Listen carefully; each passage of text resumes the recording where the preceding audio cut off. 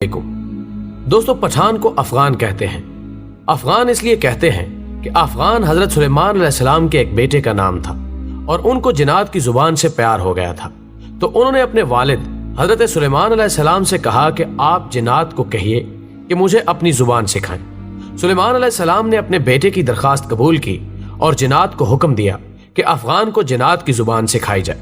وہ زبان بعد میں پختون کے نام سے پہچانی گئی۔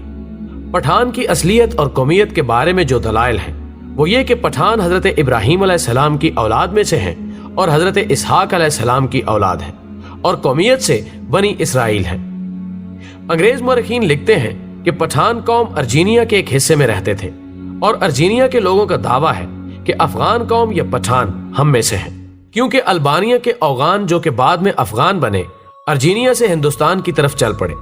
اور مورخین لکھتے ہیں کہ اسرائیل قبائل بہت تکالیف اور مصیبتوں کے بعد افغانستان میں آباد ہو گئے۔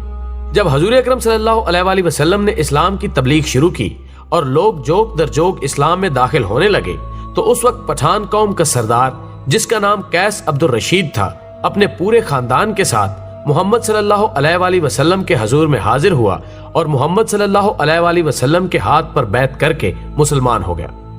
اس لیے دنیا بھر میں جہاں بھی پختون ہوں گے وہ مسلمان ہوں گے۔ دنیا میں پختون ہی واحد قوم ہے جس میں اسلام کے بغیر کوئی مذہب نہیں۔ اگر پختون سے پوچھا جائے کہ آپ پہلے مسلمان ہیں یا پختون، تو جواب ہوگا کہ میں 5000 سال سے پختون ہوں اور 1400 سال پہلے مسلمان ہوں۔ دوستو، اب سوال یہ ہے کہ افغان قوم کو پٹھان کیوں کہا جاتا ہے؟ تو جب کافروں نے مکہ پر قبضہ کر لیا تو حضرت محمد صلی اللہ علیہ وآلہ وسلم نے حضرت خالد بن ولید رضی اللہ تعالی عنہ کو حکم دیا کہ جاؤ اپنے افغانیوں کو جہاد کے لیے بلاؤ۔ خالد بن ولید رضی اللہ تعالی عنہ افغانستان چلے گئے اور افغان سردار قیس عبد الرشید کو حضور صلی اللہ علیہ وآلہ وسلم کا پیغام ارسال کیا۔ قیس عبد الرشید کی قیادت میں لشکر مکہ مکرمہ کی طرف روانہ ہوا۔ شام کو صحابہ کرام نے حضور اکرم صلی اللہ علیہ وآلہ وسلم کو خوشخبری سنائی کہ افغانی لشکر نے آتے ہی کافروں کا قتل عام شروع کر دیا اور تمام کافروں کا خاتمہ کر دیا اور مکہ مکرمہ کو افغانیوں نے فتح کر لیا۔ تو اسی لمحے حضور اکرم صلی اللہ علیہ وآلہ وسلم کی زبان پر یہ الفاظ آئے، بتان۔ خواتین و حضرات، بتان لفظ عربی زبان کا لفظ ہے، یعنی سخت ترین لکڑی جو سمندری جہازوں میں لگائی جاتی ہے، جسے سمندری پانی بھی کمزور نہیں کر سکتا۔ یہ لفظ جب برصغیر پہنچا تو بتان سے پٹھان ہو گیا، اور اگر ان کی تاریخ کا تقابلی جائزہ لیا جائے تو فارسی میں پشتون، مقامی زبان میں پختون اور اردو میں پٹھان۔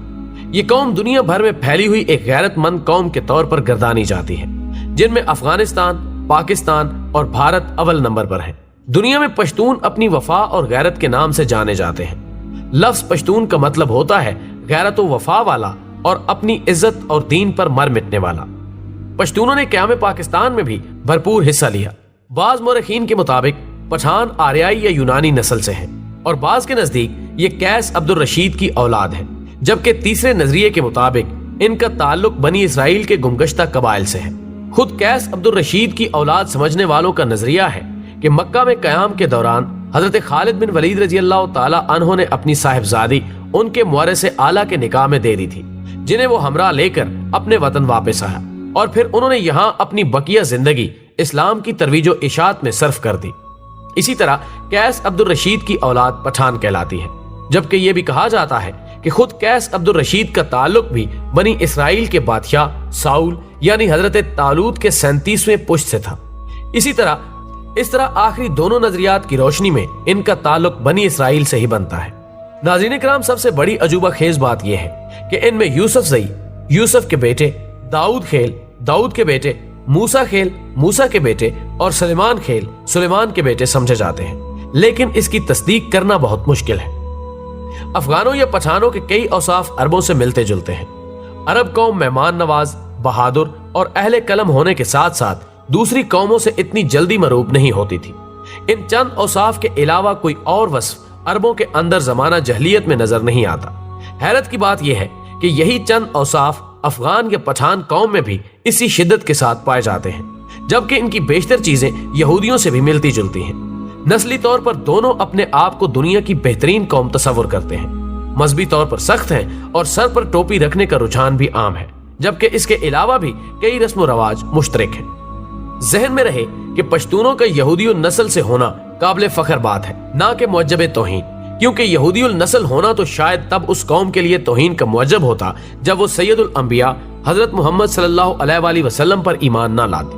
یہ تو ان کی غیرت کی بلندی اور ایمان کی عظمت کا نشان ہے کہ یہودی النسل ہوتے ہوئے بھی نبی آخر الزمان صلی اللہ علیہ وآلہ وسلم پر ایمان لے آئے، کیونکہ یہ وہی آخری نبی ہیں جن کے اوصاف تورات اور انجیل میں مذکور ہیں، اور جن کی وجہ سے ہی اہل کتاب آپ صلی اللہ علیہ وآلہ وسلم کے ایک نجات دہندہ کے طور پر بھی منتظر تھے۔